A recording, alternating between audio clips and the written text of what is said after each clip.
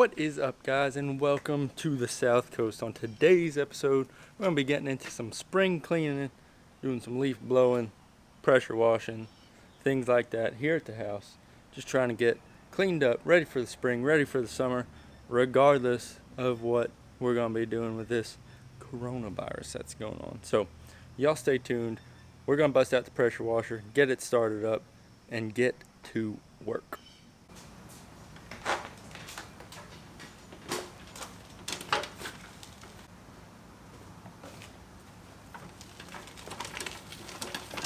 Alright guys, so I am not gonna lie, it has been a little while since I have used this pressure washer, and I'm betting I did not put it away how I should have before storing it for a long time.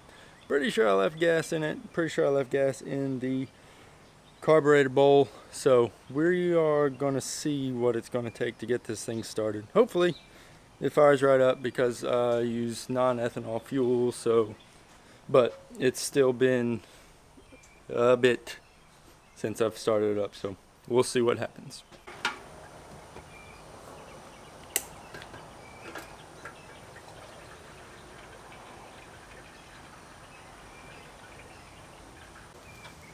This hose hooked up.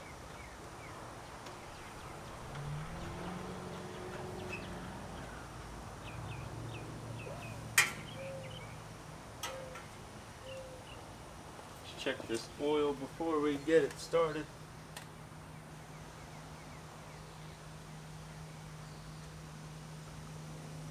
Oil looks good. Alright, looks like there's some junk in the pump, so we are going to start it up without the hose connected, let it clear out a little bit, see what it does.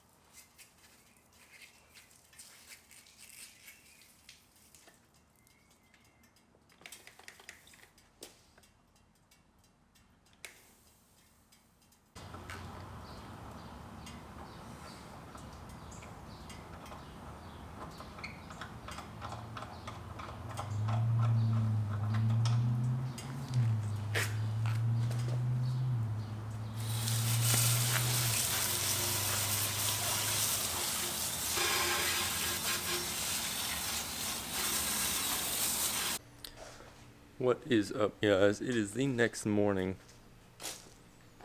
Just come take a little look at my handiwork from yesterday. Let's see.